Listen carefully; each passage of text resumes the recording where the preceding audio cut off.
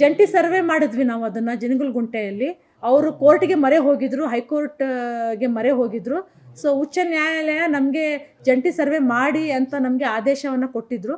So ಅದ್ರ ಪ್ರಕಾರ ಜಿಲ್ಲಾಧಿಕಾರಿಗಳು ಮತ್ತು ನಮ್ಮ DDLರು ಮತ್ತು ನಾವು ಎಲ್ಲರೂ ಸೇರಿ, ನಮ್ಮ ಸರ್ವೆ ಟೀಮ್ಗಳು ಸೇರಿ ಜಂಟಿ ಕಾರ್ಯ. ಸುಧಾರಿತ ನರ ಶಸ್ತ್ರಚಿಕಿತ್ಸೆ, ಮೆದುಳು ಮತ್ತು ಬೆನ್ನು ಹುರಿಯ ಅಸ್ವಸ್ಥತೆಗಳಿಗೆ ವಂಶೋದಯ ಆಸ್ಪತ್ರೆಯಲ್ಲಿ ಅತ್ಯಾಧುನಿಕ ತಂತ್ರಜ್ಞಾನವನ್ನು ಬಳಸಿಕೊಂಡು ತಜ್ಞರು ಆರೈಕೆಯನ್ನು ನೀಡುತ್ತಾರೆ.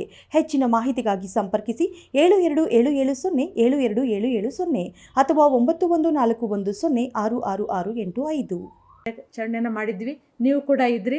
ಸೊ ಅದ್ರ ಪ್ರಕಾರ ಅದು ಎಲ್ಲ ಫಾರೆಸ್ಟ್ ಏರಿಯಾ ಬೌಂಡ್ರಿಯನ್ನು ನಾವು ಗುರುತಿಸಿದ್ವಿ ಮತ್ತು ಅದರಲ್ಲಿ ಎನ್ಕ್ರೋಚ್ಮೆಂಟ್ ಆಗಿರೋದನ್ನು ಗುರುತಿಸಿ ನಾವು ಅದನ್ನು ಡೀಟೇಲ್ ರಿಪೋರ್ಟನ್ನು ಕೋರ್ಟಿಗೆ ನಾವು ಸಬ್ಮಿಟ್ ಮಾಡಿದ್ವಿ. ಸೊ ಸಬ್ಮಿಟ್ ಮಾಡಿದ ನಂತರ ನಾವು ಸಬ್ಮಿಟ್ ಮಾಡಿರೋ ಮ್ಯಾಪು ಎಲ್ಲನೂ ಕರೆಕ್ಟಾಗಿದೆ ಅಂತ ಆಪೋಸಿಷನ್ ಅವರು ಕೂಡ ಒಪ್ಕೊಂಡಿದ್ದಾರೆ ಮತ್ತು ಪಿಟಿಷನರ್ ಯಾರಿದ್ರು ಅವರು ಕೂಡ ಒಪ್ಕೊಂಡಿದ್ದಾರೆ. ಸೊ ಇವಾಗ ಮತ್ತೆ ಅದ್ರ ಮೇಲೆ ನೋಟಿಸನ್ನು ನಮ್ಮ ಅಪಲೇಟ್ ಅಥಾರಿಟಿ ಅಂತಂದರೆ ಮೇಲ್ಮನವಿ ಪ್ರಾಧಿಕಾರ, ನಮ್ಮ ಅರಣ್ಯ ಸಂರಕ್ಷಣಾಧಿಕಾರಿಗಳು, ಸೊ ಅವರು ನೋಟಿಸನ್ನು ಸರ್ವ್ ಮಾಡೋದಕ್ಕೆ ಸ್ಟಾರ್ಟ್ ಮಾಡಿದರು. ಸೊ 2 ನೋಟಿಸ್ ಸರ್ವ್ ಮಾಡಿದರು. ಸೊ 3ನೇ ನೋಟಿಸಿಗೆ ಅವರು ಮತ್ತೆ ಆ ನೋಟಿಸ್ ಮೇಲೆ ಮತ್ತೆ ರಿಟ್ ಪಿಟಿಷನ್ಗೆ ಹೋಗಿದ್ದಾರೆ, ಅದನ್ನು ಸ್ಕ್ವಾಶ್ ಮಾಡಿ ಅಂತ. ಸೊ ಆ ಹಿಯರಿಂಗ್ ಇವತ್ತಿತ್ತು, ಅದನ್ನು ಮತ್ತೆ ಡೇಟ್ ಮುಂದಿನ ತಿಂಗಳು 25ಕ್ಕೆ ಹೋಗಿದೆ.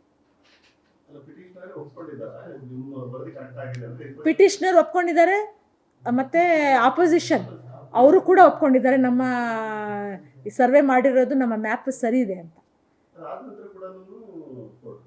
ಹಾಂ, ಆದ ನಂತರ ಕೋರ್ಟ್ಗೆ ಹೋಗಿದೆ. ಸುಮ್ಮನೆ ಏನೂ ಇಲ್ಲ, ಅದನ್ನು ಟೈಮ್ ಎಳೆಯೋದಕ್ಕಷ್ಟ. ಇವಾಗ 20 ವರ್ಷ ಕಳೆದು ಇನ್ನೂ 20 ವರ್ಷ ಹೋಗೋದಕ್ಕಷ್ಟ. ಜಂಟಿ ಸರ್ವೆಯಲ್ಲಿ ಕಂದಾಯ ಮತ್ತು ಅರಣ್ಯ ಇಲಾಖೆ ವರದಿ ತಾಳೆ ಆಗ್ತಾ ಇರಲಿಲ್ಲ, ಲೋಪಗಳಿದ್ದಾವೆ ಅಂತ ಹೇಳ್ಬಿಟ್ಟು ಕೋರ್ಟ್ ಮಾಡಿದ್ರು. ಆ್ಯಕ್ಚುಲಿ ಅದು ವರದಿಯನ್ನು ನಾವೇ ಸಲ್ಲಿಸಬೇಕಾಗಿದ್ದು. ಕೋರ್ಟ್ ಹೇಳಿ ನಾವು ಅದನ್ನು owner of the land forest ಇರೋದ್ರಿಂದ ಸೊ ಅದು ನಾವೇ ಕೊಡಬೇಕಾಗಿತ್ತು. ಅದನ್ನು ನಾನು ಕೊಟ್ಟಿದ್ದೀನಿ. ಅದರಲ್ಲಿ ಇದು ಒಂದು 9 ಅಬ್ಜೆಕ್ಷನ್ನು ಜಿಲ್ಲಾಧಿಕಾರಿಗಳು ಅದನ್ನು ಮಾಡಿ ಕಳಿಸಿದ್ದಾರೆ. ಅದಕ್ಕೆ ನಾನು ಅಬ್ಜೆಕ್ಷನ್ನ ರಿಪ್ಲೈ ಮಾಡಿದ್ದೀನಿ.